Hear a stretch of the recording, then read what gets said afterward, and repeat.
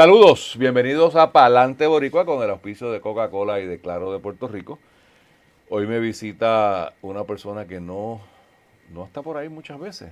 Parece que va a empezar a salir. Mr. Robert Mujica. Bienvenido. Gracias, Luis, gracias. Déjenme explicarles que este programa va a ser bilingüe. A veces va a ser en inglés, a veces va a ser en español, a veces va a ser en Spanglish. Porque Robert es un jíbaro de Nueva York. Sí. Y es el director ejecutivo de la Junta de Control Fiscal o de la Junta de Supervisión Fiscal, que es el nombre correcto. En la calle le dicen control, pero es Oversight Board, es supervisión. Who's Robert Mujica? Who is Robert Mujica? It's interesting. That's a tough, easy question. Yeah, that's the toughest question I think that anyone's asked. I'm still trying to figure out who is Robert Mujica. But I think it's starting to crystallize, actually more so since I've been in Puerto Rico. Really? Than before. Yeah. I think most of my career I've been just going, right? You don't have time to figure out who you are. You are constantly, I was working in New York. What have you done before being part of the Junta or being the executive director of the Junta? Yeah, so I was the budget director for New York State for What does that mean? For the state of New York. So New York State has about a $200 billion budget, and as the budget director, you're basically the CEO of the CFO of New York State.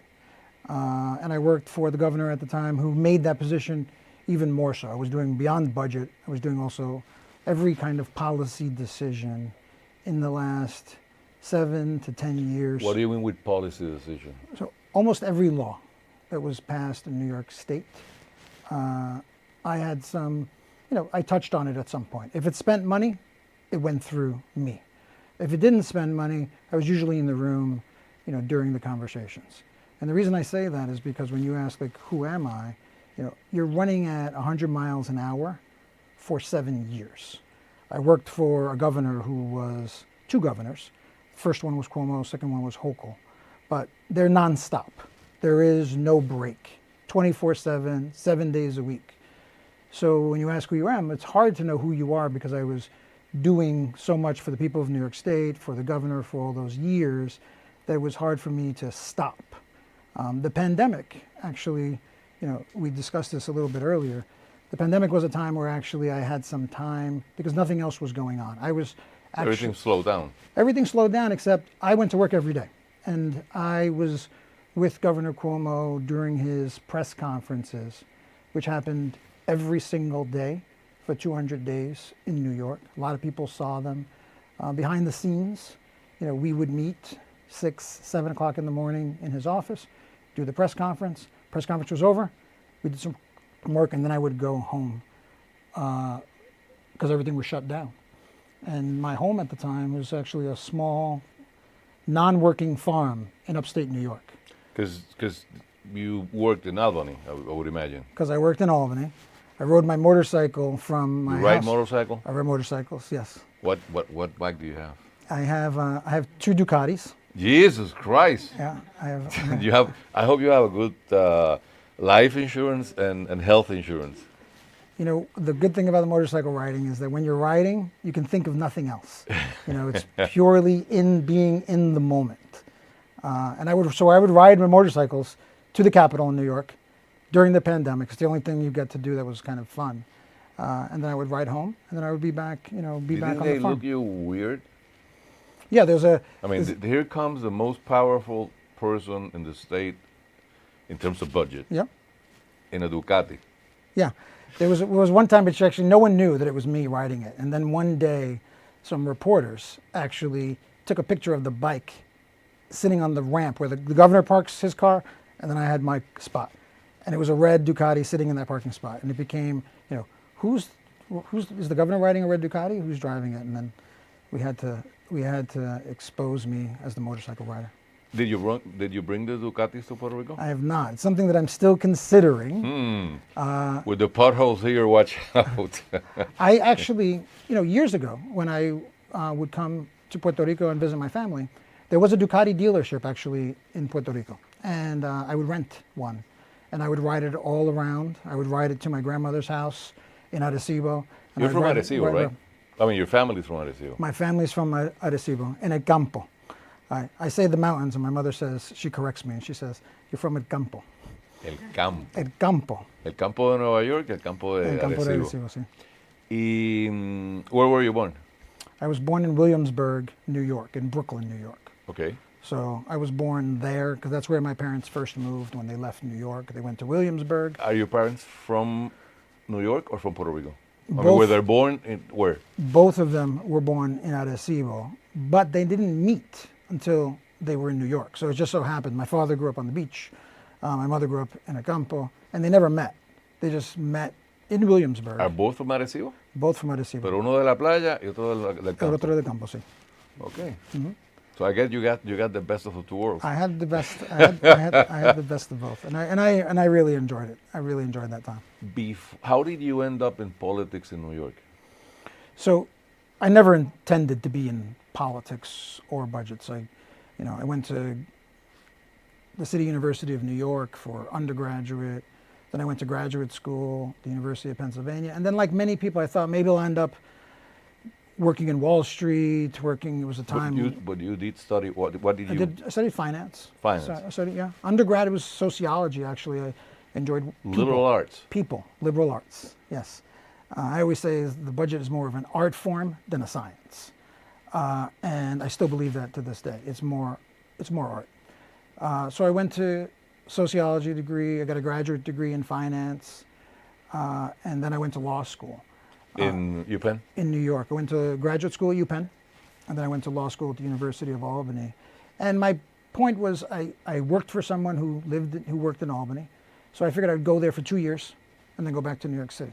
And then I say, 25 years later. Because you're from the city. Because I'm from the city. So I went to Albany as a pit stop to make my way back to New York City. I got stuck in Albany for 25 years. I thought it was 7. So, I'm missing Yep. 18. So 19 years I worked for the legislature. I started off as a budget analyst, the starting job. And then I became chief of staff eventually to the Senate Majority Leader at the time. Who was it? Who was Dean Skelos at the time, Joe Bruno before that. So I worked for them as chief of staff. And then I would be sitting across the table from Governor Cuomo. And we would have budget disagreements, we would say. And then Cuomo got tired of me being on the other side of the table from him. So then he hired me.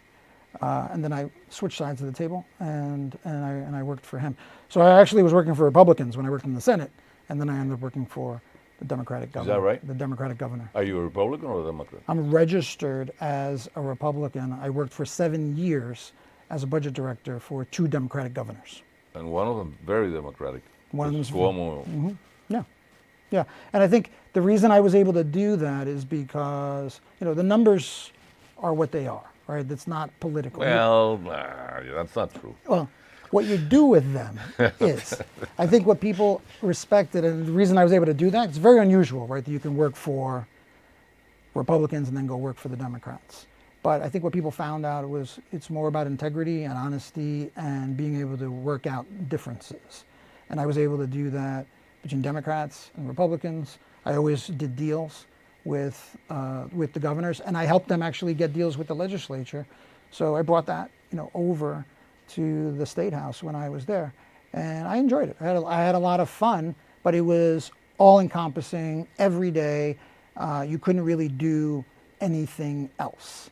And very political, right? It was very political. It was very political, but actually, when I come here, people always say, when you come to Puerto Rico, the politics in Puerto Rico are, something you've never seen before. And having been here almost a year, I could say the politics here are similar to what I've seen, very aggressive politics. It's not that different. The personalities are different. The people are different. But some of the things are the same. I was going to ask you that. Besides las morcillas del campo de Arecibo, how much did you know about Puerto Rico and its financial issues, other than seeing in Barron's that Puerto Rico is bankrupt? Were you familiar with the details, or it was just an opportunity that looked interesting? Or what made you get out of a Yeah.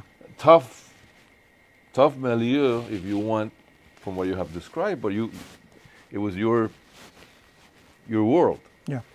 I would say post-COVID, I had no desire to do budgets or get back into politics.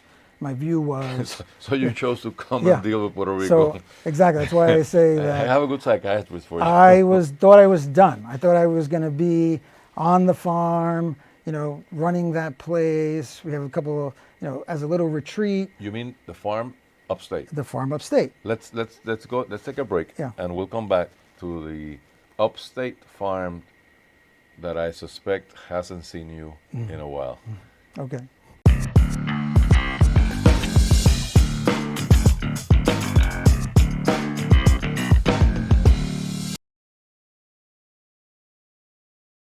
Continuamos en Palante Boricua con el auspicio de Coca-Cola y de Claro de Puerto Rico. Yo soy Luis Pavón Roca, me acompaña el licenciado Robert Mujica, director ejecutivo de la Junta de Supervisión Fiscal. Y hemos estado hablando en el primer segmento como de quién es este marciano que llegó aquí a mandar. So your plans were to go to upstate New York and have little rabbits. Yeah, basically, I was going to, take it down a couple And ride the Ducati. ride the bikes, stay in the countryside, mow the lawns. I clear the trails. Aren't you too young for that? No, too young for what? To basically retire like an old man. I wasn't retiring like an old man. I was 50 years old. I thought I was ready to just, take some time. Again, going 100 miles an hour, 7 years straight, and then, and COVID hits you like a 2x4 in the head. So I thought that I would kind of take it down a little bit. And then I get a call, about this job. And to your question, did I understand what was going on with the finance of Puerto Rico? No. For me, Puerto Rico is always, the place I visited when I was a child, when I was an adult, beautiful place. Eso, Morcilla, Yeah. I didn't know the politics. The only thing about the politics I knew is in my family during holiday season, we had people who believed different statuses for Puerto Rico. So we didn't discuss politics at the dinner table. Is that right? Yeah, because you would be sure that we wouldn't have family members that wouldn't talk to each other if we really got into it. They were that passionate. That passionate? That passionate. So we kept And I that take out. it that you had people on both sides, Yes. maybe 3 sides. People on both sides. People were very active and they cared about it a lot. So I only knew about it from that, but I did not know really the details of any of it until I got here and I started digging into what the challenges are. And for me, the challenges are, again, very simple. I think, the rules of math, the rules of accounting apply in Puerto Rico like they apply anywhere else. And I think that is fundamental to understanding how you move forward. The rules for your own household balance sheet, for your own household budgets, right? You can't spend more than you have. And that's it. It's very simple the way I look at It things. sounds simple, but it seems like politicians all over, I mean, it's funny. The federal government approved Promesa, and the federal government has how many trillions? Yeah. I don't know what a trillion is. I mean, I know it's a whole bunch of zeros. So how do you explain that to? It seems to me that our political class hasn't understood yet that simple concept that you can't spend more than you make. Yeah. Do you agree with me? I do. And it's not unique to here, as you point Por out, eso, right? It's not unique. The federal government is unique because they have the ability to print money. Well, up And to a keep printing. point. And keep printing. And Up until the printing machine dies. Yes. But the states and Puerto Rico doesn't have that ability. So you have to live within the resources you have, or you raise taxes, or you cut spending. That's it. Those are the options. So, but Puerto Rico's not the only place that's had problems. New York has had them. New York City has had them. Right, the city had them. Even the state had them. Because why do you raise taxes? You raise taxes because you're spending more than you have, and you decided that you want to do more. So a lot of places have them. So it's not unique. But it seems like raising taxes in Puerto Rico is not an alternative. Exactly. Given that we have all of the taxes in the world. You already have the highest taxes. You already have an issue with people leaving because they think the taxes are too high. So that's not an option. So you can control spending, but you can also just spend wisely, right? It depends on what you have, right? Isn't that a political question? What do you mean, is it a political question? How to spend the money. Yeah. I think that we can discuss education is a priority, or security is a priority. But even then, it's elected politicians who decide how to spend the money. Yeah. There's also a management side to that. Everything is not about more money. The management side is, are you managing the resources that you have? Do you competitively bid things? Are you getting the most value? Is the money ending up in a classroom? Nothing frustrates me more, actually, when it comes to education. I heard my mother actually said this to me. She heard me speaking somewhere, and she says to me, there are people in Arecibo, because she was talking to family members, they don't have paper in the schools, they don't have pencils, they don't have basic things. That should never exist. There is no reason for that to happen. The Department of Education has enough money.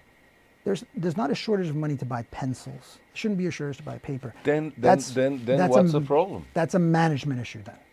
That is a management issue, because there should be none. Something like that happens, you should get in a van, load it up with what's needed, and send it, because it's not that we don't have enough resources to be able to do that. We might not have resources to do other things, but in my mind, it's ridiculous that we should say we don't have money for papers, we don't have money for papers. We have pencils, we don't have money for papers. That should not be happening.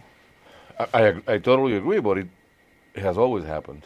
And to these days, I read in the paper that the Secretary of Education has spent $4 million in a study to see if solar panels are good for the schools and blah, blah, blah, blah, blah, which is great. I mean, no one can be against that. But one has to question, and when I say it's more political than math or management, is, why are we talking about solar panels when there's no pencils? As your mother attested from real life in Arecibo. I mean, but who tells that to the Secretary of Education? Yeah, I'm not offended by the desire to put solar panels on schools. Probably a smart idea. Maybe we can find the money to do that. My point is, a bigger one is, there might be resources for that, but there's definitely resources for pencils. Like, there's not an option, right? If that came to the board, right, I would go to, what's the problem here? Why is this not happening? Get that out the door. It should not be an option for a child. We have almost half, 40% reduction in the number of children in the schools, right? The budget has not changed substantially. Actually, it's gone up because you get billions of dollars in federal aid. So with all of that and what's going on, that should never happen. And those are the kinds of things that I actually, being the budget director in New York State for all those years, when I would hear about things that weren't happening and they would always say, well, it's because of the budget, I would pick up the phone and deal with it directly, because it's not because of the budget. There's money there. You have to prioritize, you have to spend it correctly. But again, the issue of pencils and paper should never be an issue, in my opinion. But after 5 years of La Junta here, there's still no papers and pencils. If it's actually true, right? Because I also said to my mother at the time, like, tell me where it's actually true, because I'd like to go find it. No, but I think because sometimes people just say it and it's not true, and that's also a big deal, right? Because there's a lot of words. But we can stipulate. Yeah. I think anyone in Puerto Rico, even the governor, would have to stipulate that most of the money doesn't get to the classroom. Mm-hmm. So something happens in the middle. No one seems to be sure what. Yeah. I have a couple of ideas, but I'm not going to say. But there is a problem, and we're talking about education. We can talk about healthcare. We can talk about family issues, social workers, and the ones who should receive the money don't. Yeah. How do you change that? I mean, Yeah. or do you? I mean, Yeah. how do you, as a new executive director, new entre comillas, no, being here 1 year, Yeah. because you don't have the you have a lot of power, but I'm not sure you have that much power, unlike in New York. Yeah, we don't execute, right? So that's part of it. But I would say there's a new secretary of the Department of Education. She seems very, very committed to the mission there. I want to give her.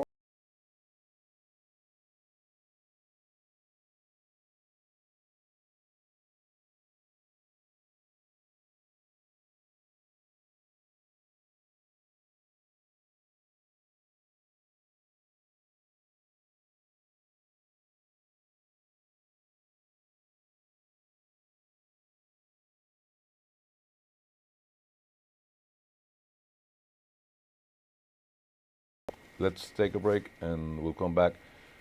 I want to ask you when we come back, what has been your toughest challenge so far?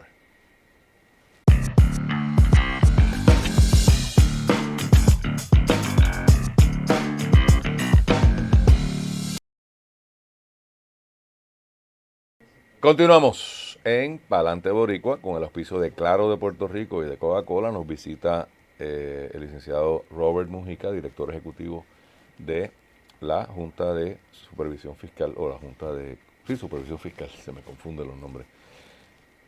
Te preguntaba cuál ha sido hasta ahora el reto mayor. PREPA, the PREPA bankruptcy that we're in the middle of right now is the most challenging thing, and spending a lot of time there. Why? Because it impacts people directly. Unlike the other bankruptcies, that it was the Commonwealth, it was the Water Authority, right? It didn't impact people like this will. The challenge here is that wherever we end up here, right, people are going to feel it in their electric rates. Everyone has to pay for electricity. It's not an option. It's not a luxury.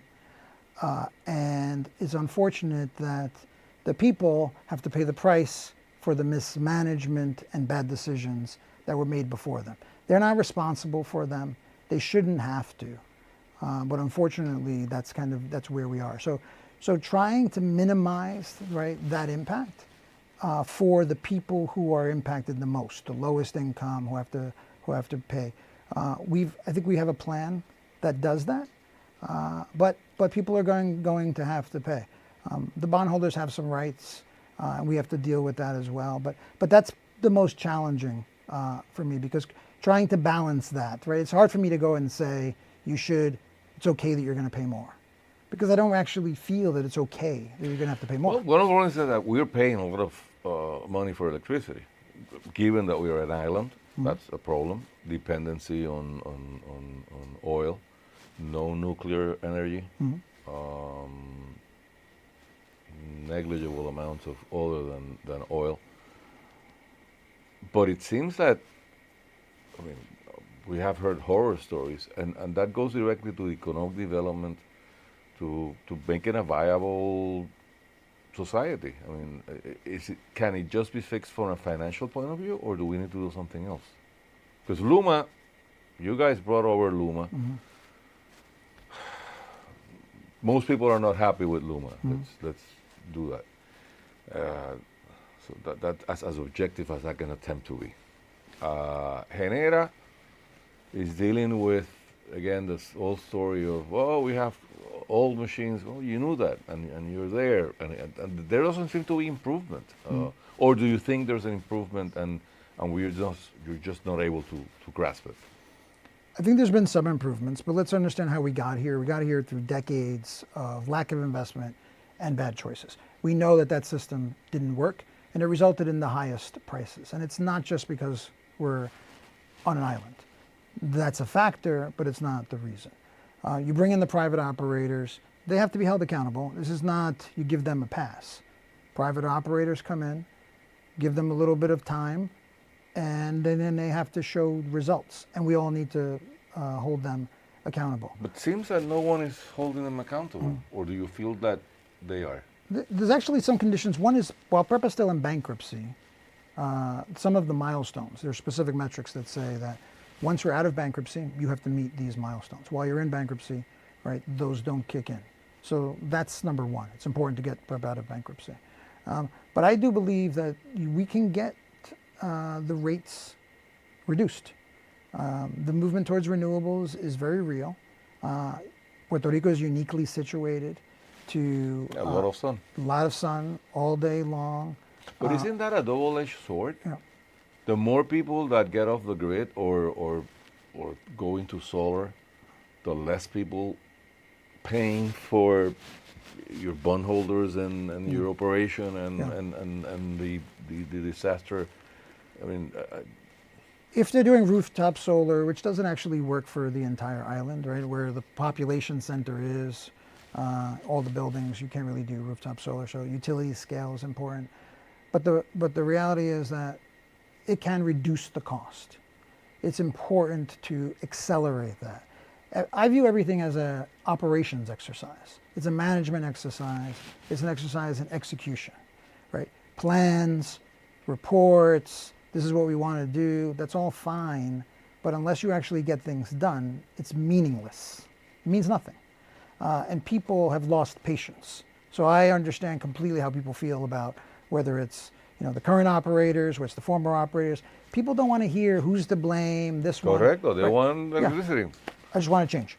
And it's also, they need reliability too, right? Businesses want to locate where they actually know there's going to be power, even if they're paying a significant amount for the power, as long as we know it's on, as long as we know it's reliable. Quality power and hopefully less expensive power. And but that's the biggest challenge. You asked, what the biggest challenge is exiting this bankruptcy in a way that the energy system can be transformed and the minimal impact. And where are we on that matter?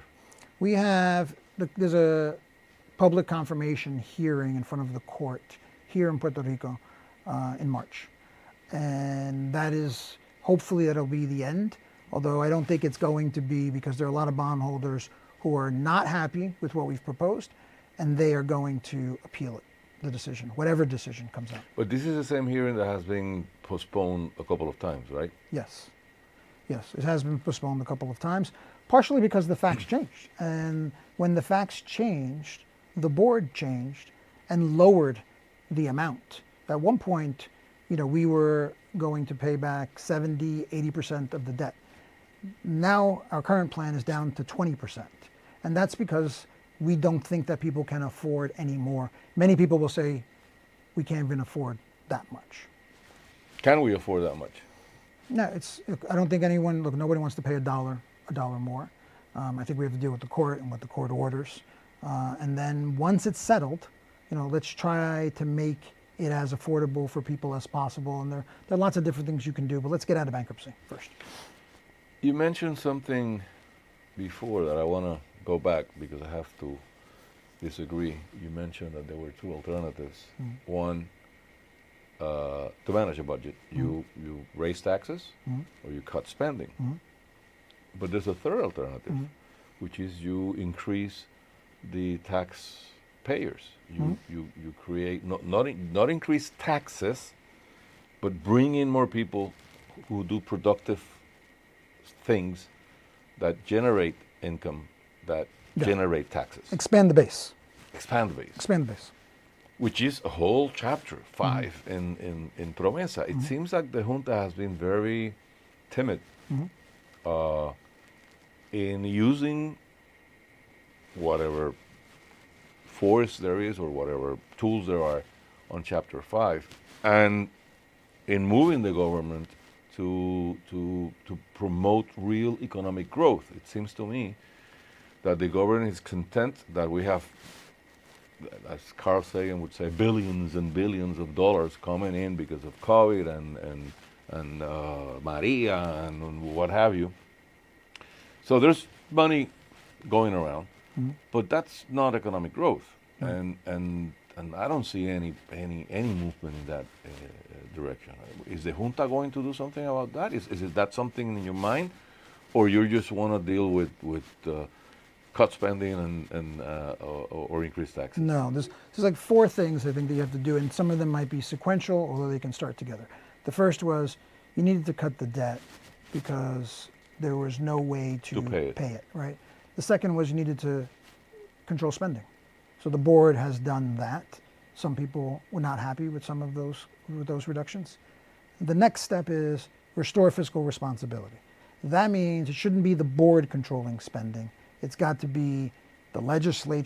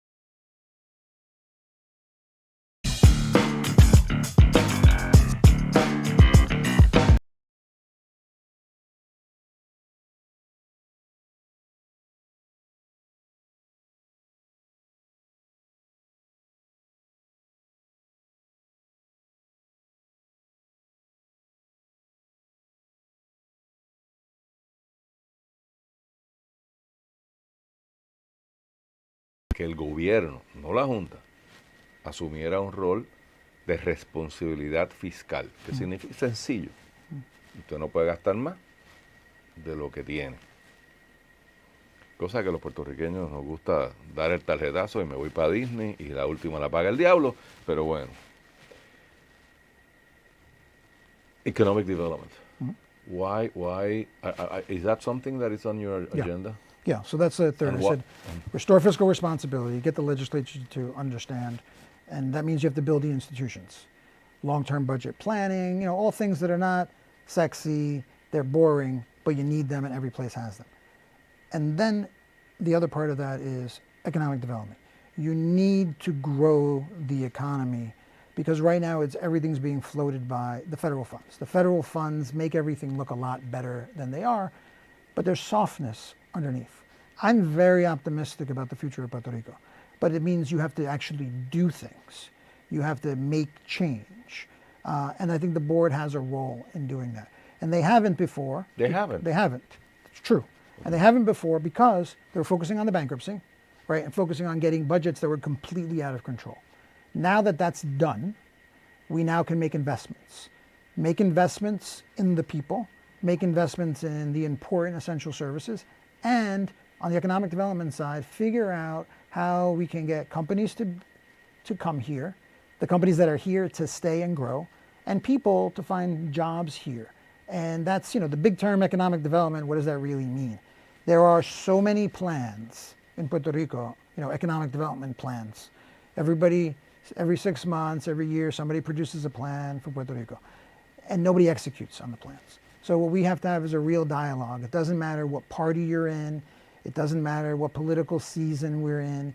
We have to think about can we grow the economy. That's everything from education, the University of Puerto Rico, the private institutions, what DDEC's going to do. University of Puerto Rico feels a victim of a junta. They do. They think that you guys have been very aggressive in cutting their budget. And you have. The question is, how can you tell me about University of Puerto Rico as part of the economic development plan when they are basically dying? I wouldn't say they're dying, but they have a lot of challenges to deal with. Enrollment's going down dramatically. And the enrollment going down has nothing to do with La Junta. It has nothing to do with the board. It has to do with demographic shifts. It has to do with the economic reality of the island, which forces people to leave. Yes. So yes, it has to do with everything. Yes, and there are less people coming in, but it's not any decision that the board made. In the last budget, when I was here, we increased the amount of funding for UPR by 20%. Part of that was to say, we value you, but you're going to have to make changes, invest that money so that for the future of the university. And which means you're also going to recognize some of the challenges that the university is facing. And it's not just the university here. I'm on the board of CUNY, City University of New York in New York. They're facing similar challenges. They have to figure it out also. But they first have to recognize that there are challenges. But I believe in investing in the university. I just believe that when you invest it shouldn't go into the same old things that got you in trouble. You have to change. That's again, and if we go back to the same question, how do you change people's styles, mentalities, way of doing business? One of the largest controversies in the UPR is Utuado, I believe, has 200 students, 300 students, and 700 in staff. And no one seems to be able to question, shouldn't we close that down and move those students to Arecibo, which is what, half an hour away? And that's, I don't think that the university has changed their ways. And if they don't change their ways, just like the politicians, we're not going to improve. How do you do that? We are about to have a public conversation about the future of the university and what needs to be done. Who's we? When I say we, I say the governing board, the president, the government. We've had a lot of conversations about it because I said, we set aside over $100 million for the university, but we also said we're going to have to figure out how we're going to spend that. And then what do we do in next year's budget? So we spent some time discussing this. But we want to do it now in a way where we're bringing in the university professors and the teachers and the students, and let's have a real honest conversation about it. Sometimes these conversations get caught up in politics. It's easy just to say, we don't want to do that, you're bad, this is a bad decision, it's because of the board, all of that. And it's, that's fine, but it doesn't get you a result. So I'm, very willing to sit down with whoever, and let's sit down and just have a real conversation about what needs to get done. Because if you don't do anything, doing nothing is a choice. By not acting, you're acting. And you're going to get the same results that you've been getting. Which seems to be the norm in Puerto Rico. Yeah, and I think people need to recognize that, right? Well, the easy path is often doing nothing. Because no one can criticize you for that, right? Oh, I didn't do that. Right? Status quo. Status quo. So, but in order to make change, you need to make change. And Puerto Rico needs people who are making these decisions. What about making Puerto Rico a place to invest, a place to either foreign capital or local entrepreneurial? Yeah. Because, for example, the story, and I think you guys also have someone there dealing with that, permits. Yeah. I mean, for the last 20 years, I can tell you that every governor, in good faith, has tried to reform permitting, and every day is worse. They just announced some new changes. I haven't looked at them, so I don't know how credible they are. I'm not very optimistic about that anyway. How do you, is the board going to deal with that at some point? Yeah, so regulations have to get approved by the board. So regulations actually come through us. And I think on permitting, I think people need to understand how much of an impediment the permanent system is to growing businesses in Puerto Rico, to the point where people just give up, or people just say, I don't want to be bothered, and that's it. Or they go the illegal way. Or they go the illegal way. The hell with the permit. Yeah.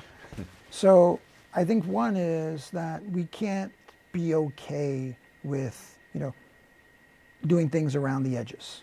Sometimes you have to be a little bold and you got to push it. A lot of the changes on the permanent side need the legislature to act. So that's going to be the challenge, is how do you push the legislature to act? I don't want to settle for a permit reform that just checks the box, right? Which is seems to what has happened so far. Yeah. I mean, we did it, but in reality, people are still having the same we didn't problem. do it, right? Do you feel it? Do people on the street feel that it's easier to and if it's not, then you haven't acted. I think it's important for government to recognize that you work for the people, that you have to be accountable to the people, and your job is to make it easier for them. Not easier for government, not easy for the bureaucracy, not easy for the elected officials, that, the person who's struggling every day, make it easier for them. Everything, easier to get a license, easier to pay your taxes, easier to pay just make it easier for them. And I think that's kind of the, some of the change, the mindset needs to change. We hope, I say we, I hope, staff hopes, the board hopes, that we can be an impetus, kind of to that change. We are in a different board now than we were before. The board before was bringing spending under control, making really tough decisions that were unpopular, and frankly, the board had to make them. Now we're in a different mode. Now we're in the mode of, let's listen, let's talk to the people in charge, let's have a real conversation. Where do we make investments? How do we instill a sense that we're open for investment, open for businesses, and making it easier? In many ways, that's a lot harder, right? Cutting the debt is a binary thing. Here's the numbers, here's where we are. Making these other permanent, long-lasting changes in how you do business is harder, but it's something that can be done. The further you get from a crisis, the easier it is for people to forget why we got here. And I think that's even happening today. With all the federal dollars, people forget that we couldn't pay our bills in 2015, 2016. However, last month, we broke records in bankruptcy, both personal and business. Those are the kinds of the uncomfortable realities that people want to say. People want to and still say the economy's doing great, everything's doing better. Our role is partially to kind of, let's talk about what really is happening, because only by understanding what really is happening can you then do the things necessary to make change. I saw your interview with Nuevo Dia the other day, and you're here today. Is there a change from your perspective of communicating more with the people? Because it seems to me that the Junta and its member had been very shy in coming out and explaining and criticizing government officials if it need be, or explaining, maybe not criticizing in a partisan politics way, but in explaining this is what we're doing because this is what we want to happen. Yeah. Is there a change in that? I think so. I think for me, I spent the first year, I want to really understand the budgets. I don't like to talk about things that I don't know about. I wanted to understand the people. I want to understand the players. And I also feel it's the board's responsibility to explain what we are doing and why. It's not enough just to say no. We have to go to the people and explain what we are doing and why. So I think in many aspects, there is a change. I have always felt that it's important to communicate and let people understand. We're not going to agree. We're not going to agree many times, right? But I want people to have opinions based on the facts and understand the facts. And I'm willing to bring that out. I'm willing to talk to anyone who's willing to listen. How does the sociology major from CUNY feel being a non-elected official running a country? Well, I'm not sure if I'm running a country, but I get the question. I get the question. Objection noted. It is always something that sits on my shoulder heavily. Really? Yes. I spent 26 years in government, right, in legislatures and governors. Democracy is important to me. So understanding like the nature of promesa and what it is something that sits on my shoulder very heavily. And then the responsibility is that much greater. And that's why I feel like you do have to communicate and we do have to explain ourselves. The board is not unique to here. I saw Financial Control Board in New York City. I was on a Financial Control Board Erie County in New York. There are many other places that have them. Washington, D.C. had one, Detroit. So I get it. But the bigger issue is for me, as the executive director, it is not something that I ever forget. And I think that's why we have to try harder for people to understand what we're doing, for the elected officials to understand what we're doing, and for me to go out there and explain myself, because it's not enough to sit back and just say, well, we can do this because we can. We're doing the right thing. I believe we're trying to make Puerto Rico a better place. We can't do it without the governor and without the legislature. And that's why I go to the Capitol. I meet with individual legislators. I try to meet with the governor, and I try to explain ourselves as much as possible, because that point that you made about being anti-democratic is something that it does weigh heavily on me, and I take it it makes it that much more impactful what we do. So we got to make sure that we're sure that we're doing the right thing for the right reasons. Gracias. Se nos acabó el tiempo. Gracias. Thank you. Thank you.